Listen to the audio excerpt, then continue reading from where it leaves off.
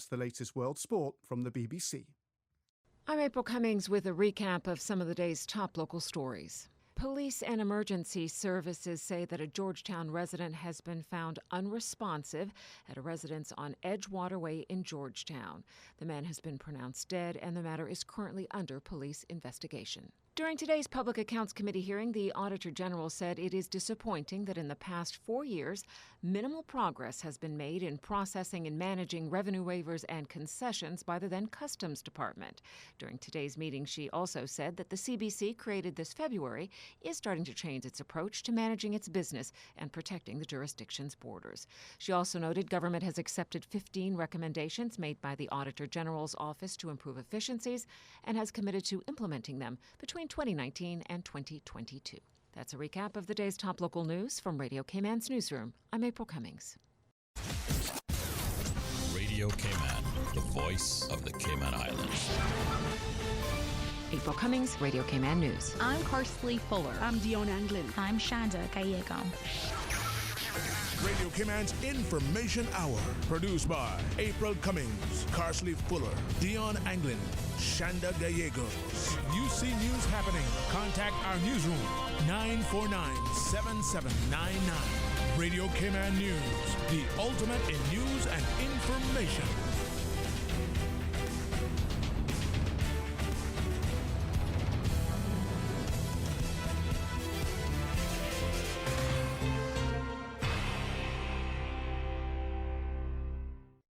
Follow Radio Cayman on Twitter. All the latest information, breaking news, community events, and more. Follow us at twitter.com/Radio Cayman.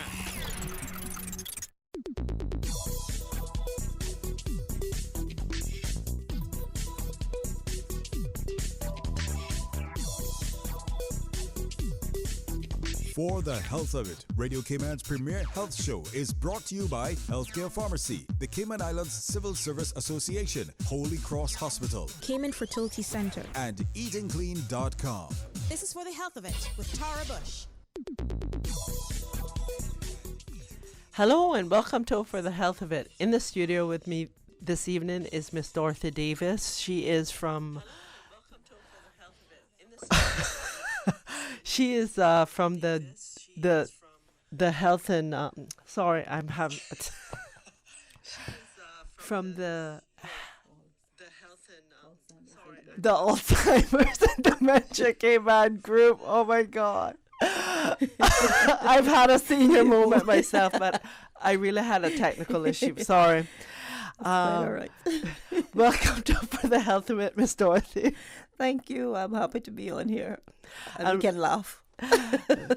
And I'll be right back after these messages from our sponsors. Thank you. It was difficult to learn that we could not get pregnant. Harder to learn that it was all due to me. Having kids was something we both wanted. So we turned to Cayman Fertility Center in East End. Their full-service facility was world-class with U.S.-trained and certified physicians who supported us throughout our process. If you or a loved one are struggling with getting pregnant, find out your options with Cayman Fertility Center. Call 233-0770.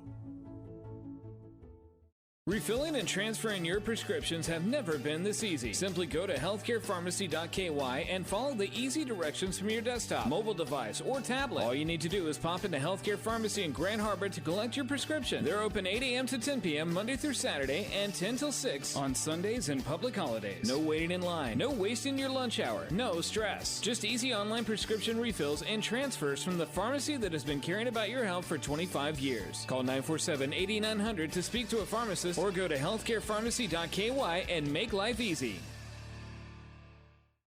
Did you know that becoming a member of the Cayman Islands Civil Service Association is a quick and easy process, and the benefits are immense? It's as simple as completing the enrollment form, which you can find on the website www.cicsa.ky, and return it to any member of the Management Council or Secretary Ms. Zita Bodden at the Registrar's Office on the first floor of the Government Administration Building. It's only $5 per month, which is automatically deducted from your salary. Yes, it's that easy. Remember, the Cayman Islands Civil Service Association membership is open to all civil servants, statutory authority employees, government company employees, and all retired civil servants. CICSA. promoting and protecting the welfare of our members. Once upon a time, we ate from the land and sea. We may not have had much growing up, but we had healthy foods. It's time to wake back up to natural eating. EatingClean.com is the island's premier 100% born Caymanian-owned cooked-to-order meal prepping service. Fresh, locally and responsibly sourced ingredients. No processed soy and GMO foods. From breakfast to lunches, meat to vegan, juices and smoothies. Experience tasty meals for as low as $9. Visit EatingClean.com to view their menu or place your order. Deliveries are free, including reusable plates and bags. Monthly and corporate specials are available. Visit eatingclean.com. That's clean with a K. EATINGKLEAN.com. Or call 328-8655. Wake back up to quality foods with eatingclean.com.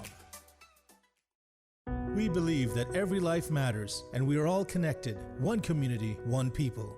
No matter where you live, Holy Cross Hospital of South Florida is breaking down the borders that should not exist in advanced healthcare. At Holy Cross Hospital, we have opened our doors to the world, bringing you exceptional health care. The multicultural staff features doctors and nurses providing top quality, compassionate healthcare while making patients feel at home. Our Holy Cross International Services team provides guidance to patients and their families throughout their travel, accommodations, and recovery. Quality medical care and advanced technology with sincere compassion and understanding. Your trusted health partner for life. Learn more about Holy Cross Hospital. Email international@holy-cross.com or call 954-351-5906. Okay. Hello and welcome back to For the Health Fit. In the studio with me this evening is Miss Dorothy Davis from Alzheimer's Dementia Association, Cayman Islands. And Miss Dorothy and I are going to be talking about World's Alzheimer's Month, which was last month. But she wants to update people, and we want to try to talk a little bit, give the Cayman public some information about the differences between Alzheimer's and dementia, and maybe how to really take care of yourself, because that must be a big one, Miss Dorothy. Yes, it is. And when you care for someone, you need to take care of yourself in order to care for that individual. Yeah. And that is one of the things. That's why we do quite a bit for the caregivers themselves who are giving care to our loved ones. Yeah. So I'm gonna back it up a little bit and say, because right now a lot. I mean, I believe the research shows that Alzheimer's has been reclassified, so to speak, as a form of dementia. Yeah. And we all talk about it interchangeably. Yes, we do.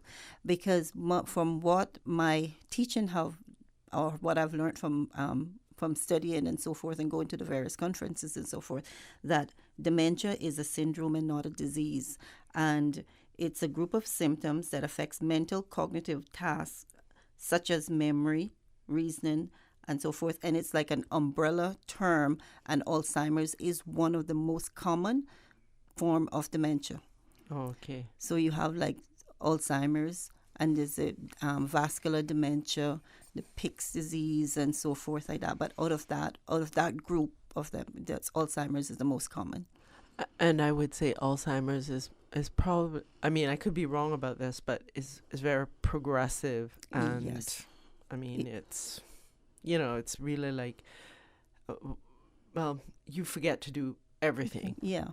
And it is progressive. And I mean, you've seen and you read and things that people have done things and it's reversed and so forth. That may be so. I don't know anyone.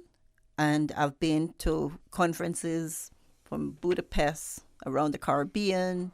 Next year is going to Singapore and so forth. I've not met anyone in those surroundings that have had the dementia or Alzheimer's reversed. Now, what is alarming to me and very frightening is the fact that very young people. And another thing that I've learned, that it's like 100 different forms of dementia. Yeah. That was alarming to me. Mm-hmm. And that is actually coming from the Alzheimer's and the Alzheimer's International Association, which is the federation of associations around the world. Now, because we rely on statistics from them and information from them, we don't go to any and every website and so forth. So if you want to get true information, that is the one to go to, Alzheimer's Disease International. Mm. So, what are some of the things that a family does when they get Alzheimer's, when they get their loved one gets a diagnosis? Well, some of the things that I've seen is we have a good relationship with quite a few doctors on the islands in their clinics or whatever, and we've given them little information pamphlets. This is our association. This is what we provide. This is how we can help once a person's diagnosed. So they'll give us a call. Let's say someone's diagnosed. They will call us, and they may want us to do come in and do a one-on-one consultation with them, or do a family. We get together with a family group, come to our office, or we come to your home, and we do this. We just meet with them and say, these are the things that we think that you should do, you need to do. Things just like if somebody say you had cancer or you had a few months to live, you put your finances in order. Mm-hmm. Those things. Do you have a will? What are some of the things that your loved one would want to do in the last stages of their life? While they can speak about those things, you need to know what they want to do. Would they want to stay in a home if they became very ill? Would they want hospice to come in and assist them? Would they want a feeding tube? Because they are going to get progressively worse. I mean, it's not going to be like you see them going to get better. It's going to see a decline. And some people, it can be very rapid, or something, and it depends on what stage the diagnosis is at. True. Sorry, go ahead. Yeah. So those are the things that we do. We provide that support to the family members. We also because some people get diagnosed quite early and they're still in their, still able to do a lot of things, drive and and we've had calls from those individuals that have been diagnosed and say, I've been diagnosed with dementia, with Alzheimer's. They don't say dementia. I've been diagnosed with Alzheimer's, and I want to find out what should I do now. And we'll tell them the same things. Are the bank accounts just in your name? Who would you like to be your guardian? When you are very ill, who do you want to make decisions for you? And we go through that same thing. If they come in with a husband and wife, or the wife and children, or whatever. Yeah, that in itself, getting your family on the same page, and our families on the same page with what that individual wants. It's a tough conversation. It's not easy. Right. And we as human beings don't want to think about our end of life. No. But if you can have those honest conversations up front, it does make the progression easier. Yeah. What else? You were talking about early diagnosis, like people in their, is it 50s, 40s? We have not in Cayman. I've seen 40s. Mm-hmm. Elsewhere, I've seen 30s, 40s, 50s, 60s. Those that early. Anything under 65 is considered early onset. But we've seen very early diagnosis here also. And these are family members. Now, remember, a person at 40 years old, they have children still going to school, they may have a mortgage, and so forth. People at 50 still have a mortgage, even 60. And you see, that people becoming diagnosed with Alzheimer's then. But a lot of our diagnosis here, I would say the majority of it is late stages, because we just see it as memory loss and so forth. We're not seeing it as any other thing, but this disease robs you of your life, basically. What are some of the things that people should look about when, they go to a doctor to get diagnosed? Well, they say, the medical professionals, and I have to do a disclaimer, I'm no medical person. Yeah. But what we have learned that is it's an elimination of tests. If you start to feel there's something wrong, and the something wrong could be, and I use this example, we all forget where our keys are, and putting our keys in our, like say we put our keys in a drawer and we forget, did I put it in my handbag or drawer, whatever. But when you find your keys, when you do find your keys, you know what they're for. Right. Right. Maybe this individual might not know what they're for. You see the keys, or they see a red car and they don't know that red car is theirs, or they park their car somewhere, and when they get to the car, they're totally confused. That's not my car. This is my car. I'm looking for a car probably I had 6 years or 10 years ago or something like that. Those are the things that you have to be mindful of. If that starts happening to me right away, I know there is something wrong. I want to go to a doctor. Now, when you go to a doctor, I was taught that they do an elimination of different things. They check you for vitamin deficiencies, thyroid function, a lot of other medical things. They got what they call a workup to it. Then after you've seen your GP, then they might send you to a neurologist and a psychiatrist. Those are your medical team right there. And then there are all the different tests that they do, the scans, the CT scans, a PET scan, and all those things before they can actually get a diagnosis.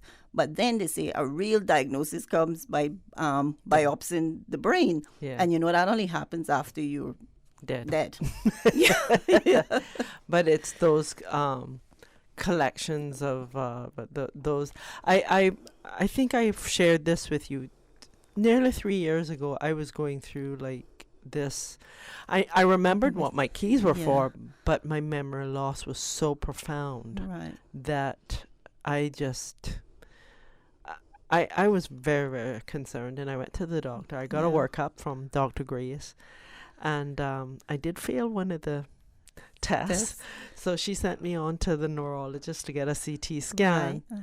And I mean, I didn't. It was just because I was highly stressed. Right. Okay. And stress plays an immense part in your memory. And also what you eat. Yes.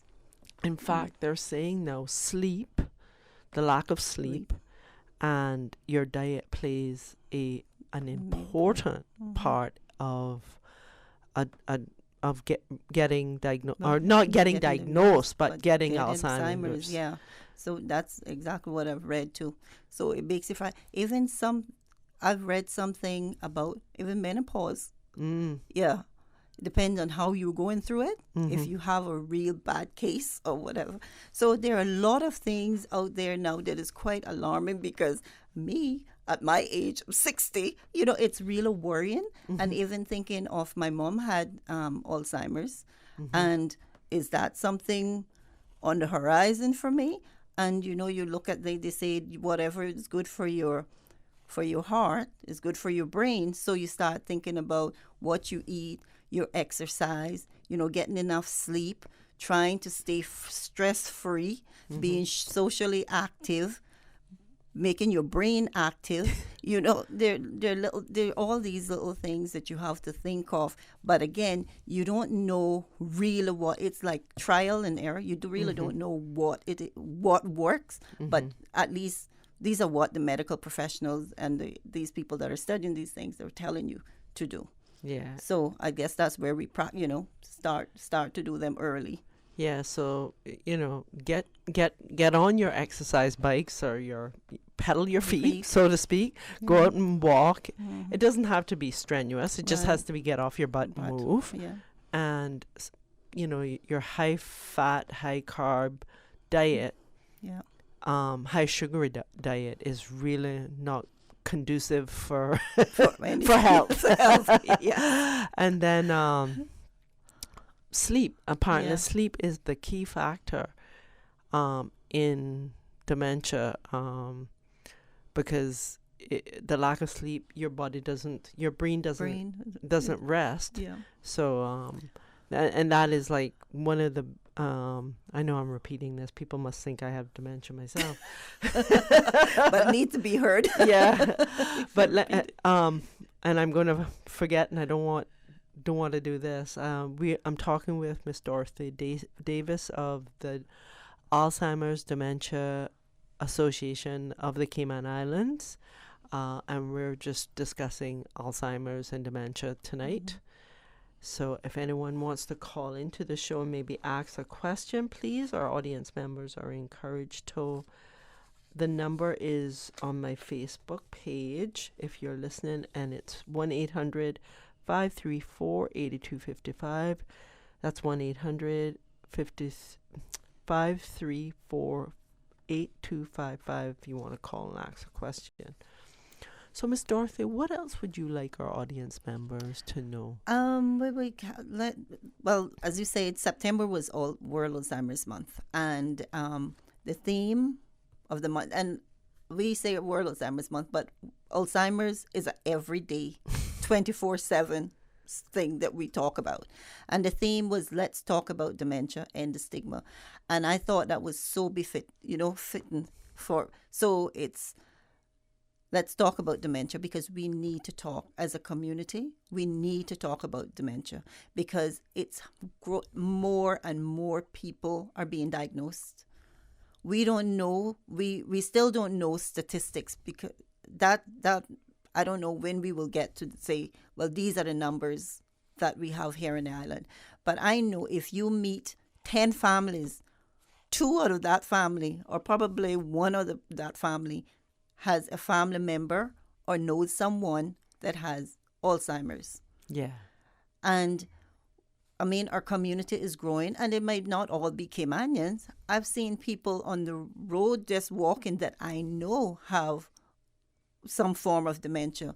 I've picked them up, I see them, and they're elderly people walking, going somewhere, and I've picked them up several times. Now, I don't know whether family members know that or something, but I'm just talking to the individual, and they don't know where they're going, or they're telling me to take them to some place to do something, and the place is not there anymore. I know there's something, that is something wrong, and it's really sad. So another thing we want to become is more dementia-friendly community, and that's one of our new initiatives that we're going to be launching this month is a Dementia Friends. It's called Dementia Friends. So I don't want to talk too much about it until we start to get the, to do the launch. But it's where companies or corporations and even the radio station can become a dementia friend. If a person walks in the door and you've never seen that person kind of act out of weird, you would say, then you'd inquire a little bit more. Like say the right things to say or ask the individual. Even the little school children, if they meet someone or they're talking to grandma and they say, grandma is very mean. What's wrong with grandma? Mommy needs to tell the child that, grandma is not well and she has Alzheimer's or whatever, and explain to them what Alzheimer's is. So it's not frightening or grandma start to act weird. That they're not scared or anything. They know, to hold grandma's hand and tell her, I love you and so forth, because that's one of the things that the touch and the comfort and so forth, a person with Alzheimer's, don't forget. Yeah, touch is very important. I mean, but let me ask you something. When you are caring for someone who's has Alzheimer's, it is not a quick disease. No. It takes its time and its definite toll on a person. This also means that families have to really fortify themselves, and the caregiver has to take care of themselves. What do you suggest? Well, one of the things is to get help. One caregiver cannot take care of one individual with Alzheimer's, because that sometimes you have to care for them in the day. And then many times a person with Alzheimer's sleep patterns is so messed up. They might stay up all night. You might try to keep them up all day and so forth. They might get up 3 o'clock in the morning, and you need someone that's going to be up with that individual. So it may be it's an expensive disease. That's another thing. It's expensive to care for a person with Alzheimer's because you need round-the-clock care. But you need two people. And that individual, if it's a wife taking care of the husband, somebody need to step in and help.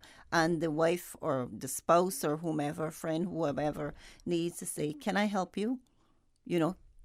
Can I just take him or her out for a drive or just come and sit with them while you go and do something for yourself? Because statistics also have shown that the carer dies before the person with Alzheimer's because they forget to care for themselves. They might be diabetic, they might be hypertensive, they don't take their medication, they don't go for their doctor's appointments, they don't go, because their life is about caring for this person with Alzheimer's. So they're not taking care of themselves. Then, they get into a medical trouble and pass away. So other than friends and family members stepping in and saying, hey, how can I help you? Are there any other things that you can say? You did say it was an expensive disease. Is there any way that they get offset on health care? Because, it's... Yeah. Is there... I mean, I don't know if that's something you're organizing. Our association also help. What we do, we provide what we call respite care. If once a person come to us and say, I need some assistance with a caregiver, I've applied for assistance and we've not heard anything as yet. We have limited funds. We have to ask for funds. Right. But when we have the funds, we do assist. So we might get, we might pay for a caregiver for a month, if that is needed, or we might pay for one for a few days. They would definitely, we can assess. We have to assess because it's where the need is, So you feel like the gap between yes. the insurance company stepping in or something like that. Yes, and what the care is. So we have some volunteers now. Thankfully, we have volunteers that are caregivers that, if they want to volunteer for 1 or 2 hours, they can. But we also use like different agencies. We pay for them to go in and give that care for persons. And we also recommend, Jasmine, I think, also provides some respite care. They can also provide it. But we're resourceful. If we can't do it, we will try to find someone that will be help. We'll never turn anyone away and say, we can't do it and just leave them there. Right. We are going to find some way of getting the help that they deserve. And how important is it for the caregiver to talk about what's going on? Oh, very important. Because now we get in a situation with the caregivers having to talk about, because they need someone to talk to. But then again, they are very careful because a lot of the caregivers that we see are paid caregivers. So, they'll just talk about their feelings. They can't come and talk about the individual and what's happening in the household and so forth. So they'll come to us for some support, which we provide caregivers support, and we'll say, these are the things that you need. They'd say, like, I don't know how to manage this individual I'm caring for because she's difficult just getting her to take a bath. And well, one of the things I'll always ask, is the person from the Cayman Islands or where are they from and so forth? Because I don't know. I mean, at my age, I remember many years ago, Caymanians didn't take a bath under a shower. They had what you call a bath pan. So there are things like that. You say, maybe now you need to get one of those silver pan or something. Sit the individual down in the bathroom. And remember now, you also have to be careful. Like, you can't strip a person and just have them covered. And then you just use the rag and always put them in a chair because you want them to be safe. You sit down and use these things. And that have worked with several people. Wow. Because you imagine your person has Alzheimer's and they're lost. Their memory now is back when they're probably could be a child or something. They're asking for their mom and everything. And you are going to put them under this streaming water coming down their face and say, that's very frightening. Yeah. So the bathtub, or what do you call it, the bath pan helps. A bucket helps, and all those things. So those are things. Getting them to take medication. Those are many of the things that, I mean, one of the things are bathing and taking medication. There are two things. Caregivers will come, or they can't get time off. They want to go to church, or they want to go to a concert. They want to do something. They just need to get a break, and they just can't get the time off. So again, we step in and say, well, we can provide. You can tell your employer that we have the service if you want to. If you don't want to, get the employer to call us, because many times the employer might not be able to afford another caregiver, and they might not have another family member that wants to come and give that, to let that caregiver get some time off. So we will help if we can in that situation. But we would love to see more family members come out and talk to us rather than the caregiver come in for support. Yeah. We have about a minute left. So how would you wrap the show up? Okay. I just want to say that we have a dementia forum that's coming up the first week of November, and that one is going to be covering legal affairs and also caregiving.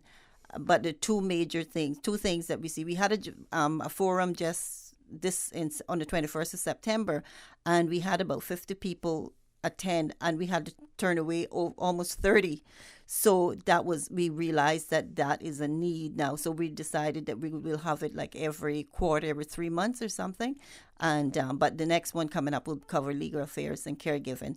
And anyone want to contact us, our association, it's 924-4170 is the number. Our email is info@adacayman.com.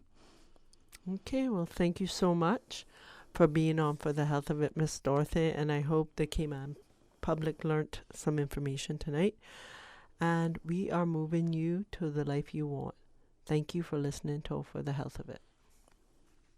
It was difficult to learn that we could not get pregnant. Harder to learn that it was all due to me. Having kids was something we both wanted. So we turned to Cayman Fertility Center in East End. Their full-service facility was world-class with U.S.-trained and certified physicians who supported us throughout our process. If you or a loved one are struggling with getting pregnant, find out your options with Cayman Fertility Center. Call 233-0770.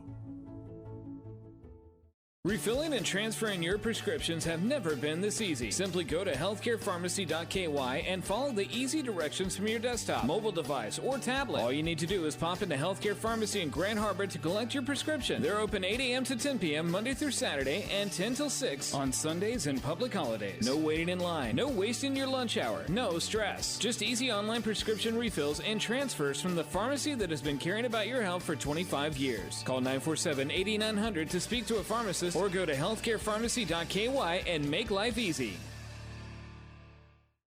The Cayman Islands Civil Service Association, CICSA, is an association that brings all government employees together at the workplace, social events, and in matters of concern common to all civil servants. For more information on how you can become a member or to read our story, visit us on www.cicsa.ky or on facebook.com/cicsa.ky. CICSA, connecting, informing, and engaging our membership. Once upon a time, we ate from the land and sea. We may not have had much growing up, but we had healthy foods. It's time to wake back up to natural eating. EatingClean.com is the island's premier 100% born Caymanian-owned cooked-to-order meal prepping service. Fresh, locally and responsibly sourced ingredients. No processed soy and GMO foods. From breakfast to lunches, meat to vegan, juices and smoothies. Experience tasty meals for as low as $9. Visit EatingClean.com to view their menu or place your order. Deliveries are free, including reusable plates and bags. Monthly and corporate specials are available. Visit eatingclean.com. That's clean with a K. EATINGKLEAN.com. Or call 328-8655. Wake back up to quality foods with eatingclean.com. We believe that every life matters, and we are all connected. One community, one people. No matter where you live, Holy Cross Hospital of South Florida is breaking down the borders that should not exist in advanced healthcare. At Holy Cross Hospital, we have opened our doors to the world, bringing you exceptional health care. The multicultural staff features doctors and nurses providing top quality, compassionate healthcare while making patients feel at home. Our Holy Cross International Services team provides guidance to patients and their families throughout their travel, accommodations, and recovery. Quality medical care and advanced technology with sincere compassion and understanding. Your trusted health partner for life. Learn more about Holy Cross Hospital. Email international@holy-cross.com or call 954-351-5906.